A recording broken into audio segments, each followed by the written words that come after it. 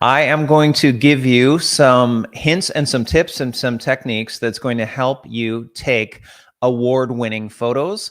And the reason I'm doing this is because we are hosting a photo contest and the entries have already closed. We had 3,300 submissions to the photo contest. I've just gone through thousands of photos and looked at them. And I want to help you right now with showing you how you can take your own award-winning photos.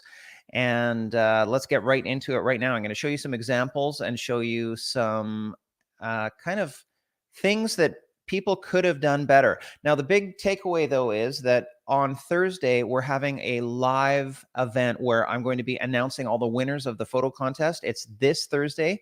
And even if you're just watching, we're going to be giving away a new camera, a new drone, and a new photo backpack. So you could win this new photo gear just for watching, even if you didn't enter any of your own photos. So here's one of the photos that was submitted. And I first just want to say that these were blind entries. So the Photography Academy team and myself do not know who the photographers are, and we won't know until the final winners are chosen. But this is a drone entry.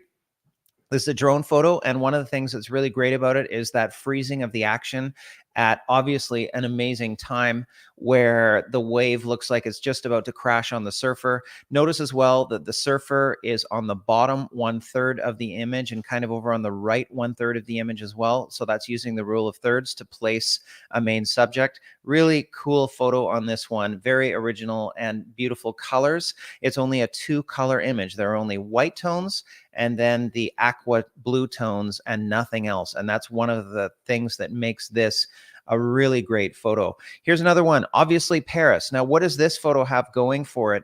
We have a couple of diverging leading lines. So on the left side of the river, there's a leading line that leads your eye from the foreground to the background. And on the right side of the river with these white boats, the same thing. And those two converging lines will pull your eye to the back. And what's at the back? It's the Eiffel Tower. Also, I really want you to take note of the timing of this photo. This photo was taken during the blue hour after sunset, and it was taken at a time that I call the golden minute. And the golden minute usually lasts for somewhere between 2 and 4 minutes long. And it's that time when the man-made lights are just slightly brighter than the natural light that's still in the sky. And notice that we can see all the color in the sky, and that's what we want for cityscape photos. Now, contrast it with this one. This was also submitted. This is a really cool photo. I like it, but look at the sky.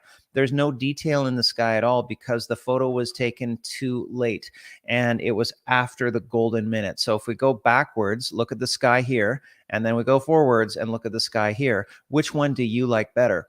Well, the photos that are going to win photo awards are going to have a sky where you can still see the texture in the sky and it's not just completely black. This one was submitted in the portrait category. And I really love the authenticity of this photo. There's nothing set up in its look. It looks like it's absolutely real. It looks like the main subject actually works here. It maybe is his business. I don't know what the story is, but the overall photo tells a story.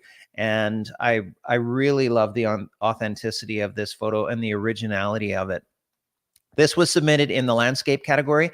And what I want you to notice on this one are the shadows in the foreground and then the strips of sunlight. So we have darkness and then warm light and then darkness and then warm light.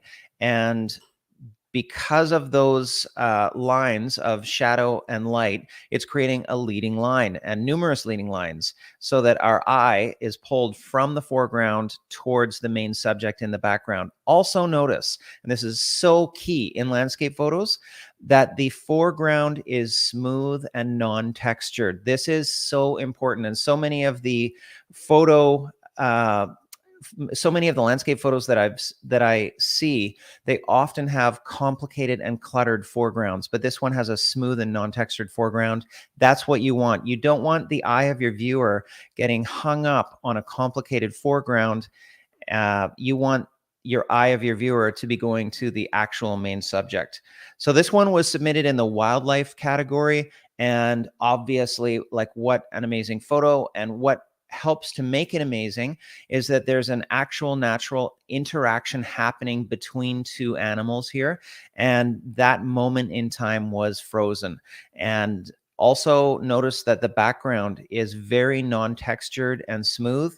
And for that reason, this is just an absolutely outstanding photo. So often with our wildlife photos, we'll see detail in the background, and it makes for a busy background that is cluttered, and you don't want a cluttered background. You want the eye of the viewer only looking at the main subject. How do you achieve that? Well, it's easy, and it's all about that one setting on your camera that's called aperture, or it's also called f-stop. That's an interchangeable term.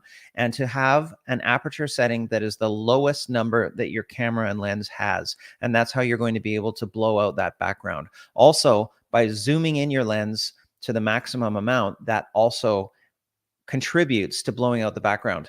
And I've only got another couple more to go. This one here of these really interesting looking mushrooms. This was actually maybe it would be better phrased as fungus, but this is a macro category photo. And again, notice the background is completely blown out. There's nothing distracting back there. And we know exactly what we're supposed to look at. I love the fact that the yellow tones are backlit. It's like the light is shining through them. Really beautiful macro. What's so cool about macro is that it exposes a whole new world to the eye of the viewer, a viewer that is, or a world that's so tiny that normally we never see it. Here is a photo that was submitted in the landscape category. What does this one have going for it? Well, it is using reflections. And also, because there are nice reflections over on the left-hand side, we see that the trunks of the trees create natural leading lines. Also, look at the timing of the photo. The background is all in shadow and shade, but the line of yellow trees and shrubs and the grass at the back is all illuminated with the sun, so that it's really popping and we know what we're supposed to look at. Beautiful photo here. Again, look at the foreground. It's a smooth, non-textured foreground, and that is the key to landscape photos.